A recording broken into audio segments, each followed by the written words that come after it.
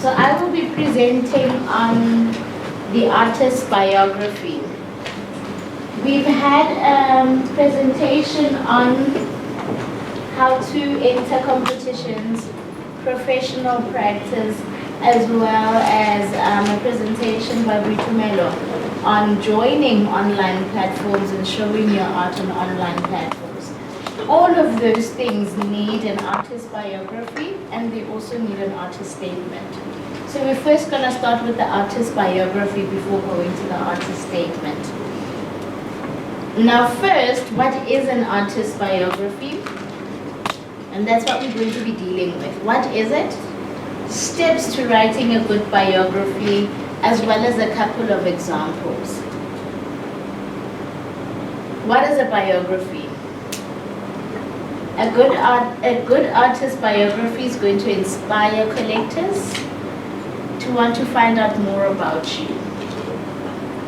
You need to see the artist biography as a summary, focus on summary of your life that summarizes the most important moments of your artistic career. You can regard the artist biography as your artist business card to a sense. You wanted to stand out. You wanted to provide all your essential information, as well as convince collectors to buy your work. It weaves together the story of your art career, as well as instilling trust in whoever is reading it, and allowing you to share your credentials as well as your achievements. Now, somebody mentioned a CV earlier on, artist CV or something. And sometimes they're not looking for a CV, they're looking for a biography. So all those things that you would put in points on your CV, now you need to put them in summary in your artist biography. Use clean and simple language. You need to use clean and simple language. Avoid exaggeration, avoid jargon, because readers, and also when you are reading an artist statement or a biography, I do not want to read 3 pages. Do you understand? I'm reading probably 100 of them or something. So it needs to be clean, it needs to be concise, it needs to be to the point. Grab the attention with a creative first sentence.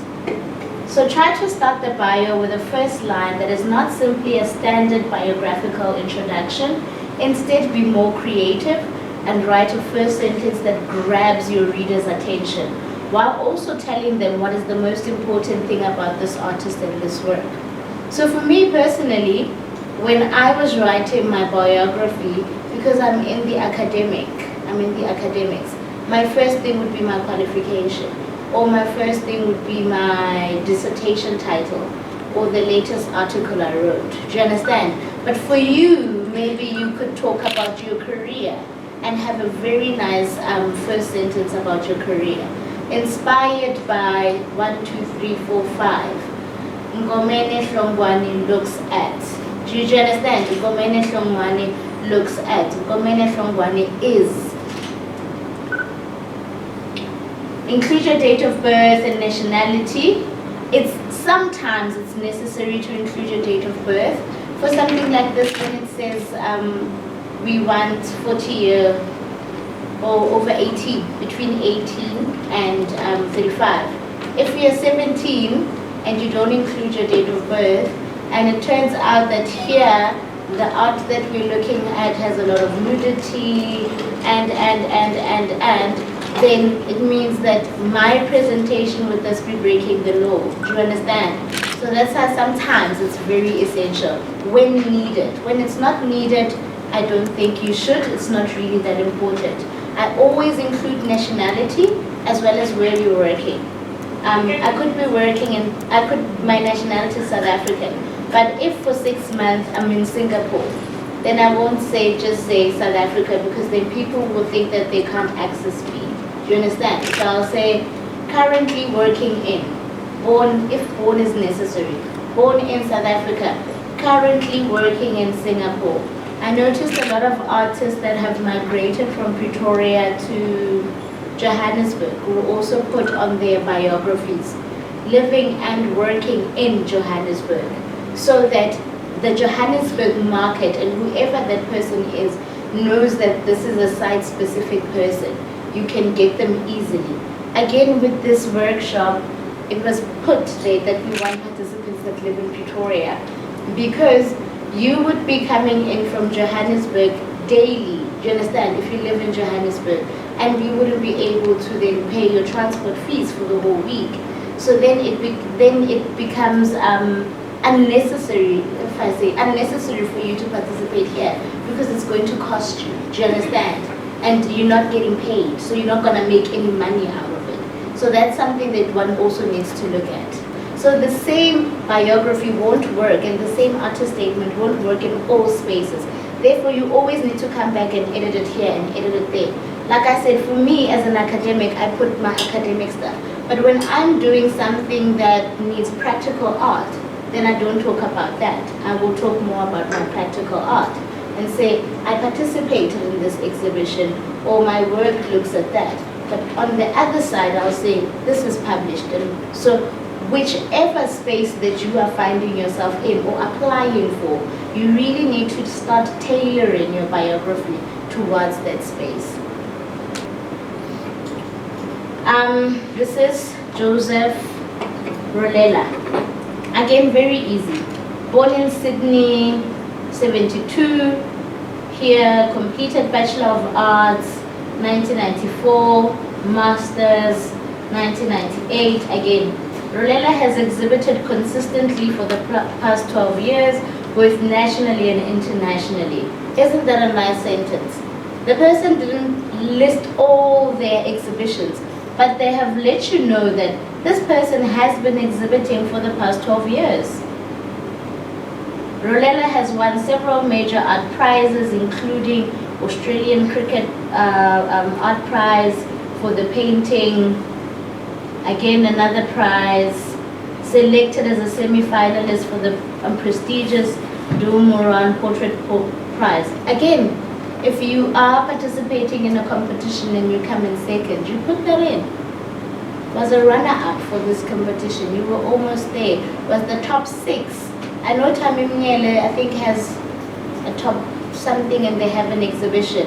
Sasso New Signatures, I think, have a top 20 and they have an exhibition. And then you'll say, was included, was top 20 of the Sasso New Signatures competition 2024 and was part of the exhibition. So I think all of the things were here. 1972, qualification, exhibition, past 20 years, competitions, and then it's done.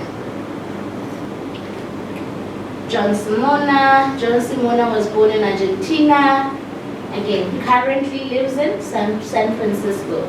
So he's born in Argentina, but lives in San Francisco.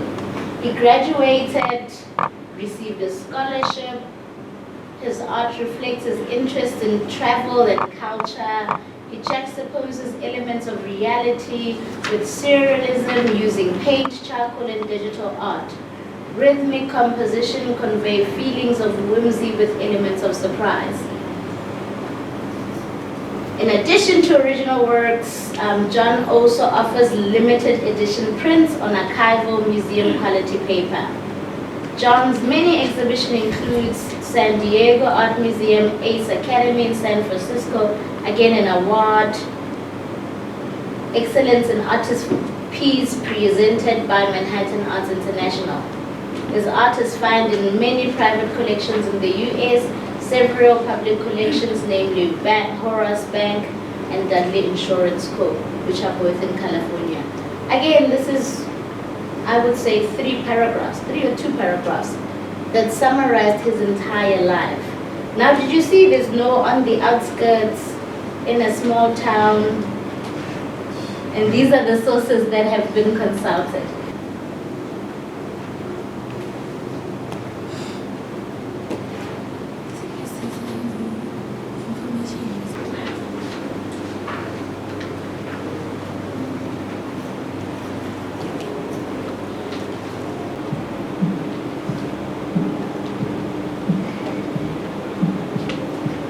I'm going to ask each of you to stand up and tell us something interesting about yourself, your name, your surname, and what's interesting about you.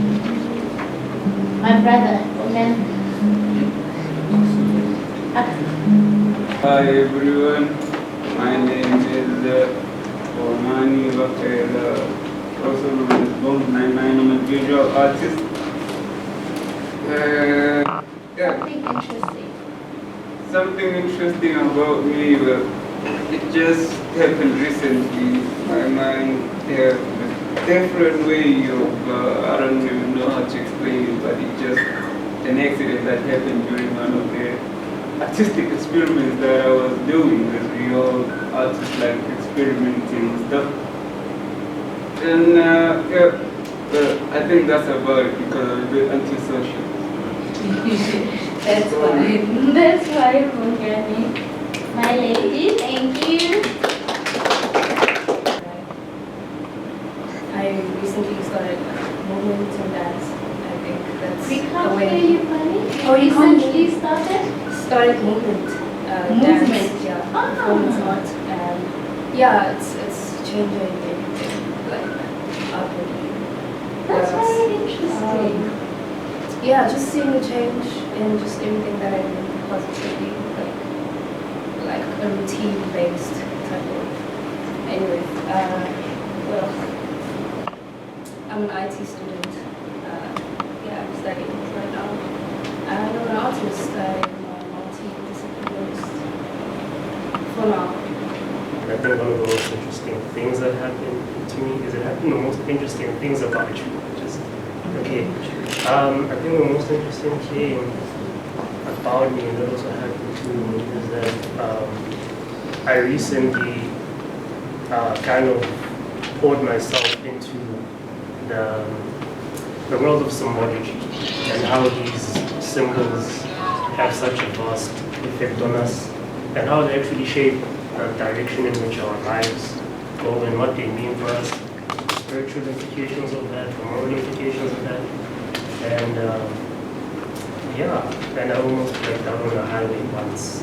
So yeah, that's the most interesting. I don't know what I would say is interesting about me, but my art is based on culture and heritage. You know, the First Lady, when she was presenting, when she was talking about the list of the topics that they're working on, I think I could resonate with the one of revisiting the history. So as much as we are modern, I think, especially in our continent, because of the colonialism and apartheid that we experienced before we run fast to the future, I think we need to revisit ourselves and gather ourselves so we can be able to have a stand navigating a way forward. Yes, thank you. Revisiting. Thank you, Muzu. LP. That's a tricky one. That's a tricky one. Oh, my name is Anati Ganuza, but I am mostly known as LP. I'm a visual artist. Yeah, I don't know whether it's interesting or not, but I explore with various mediums, namely fumage, paper collage, or fumage or smoke, if you can call it. Yeah, so that's about it. And my work is mostly influenced by socio-political factors that are happening around our societies. So yeah, thank you.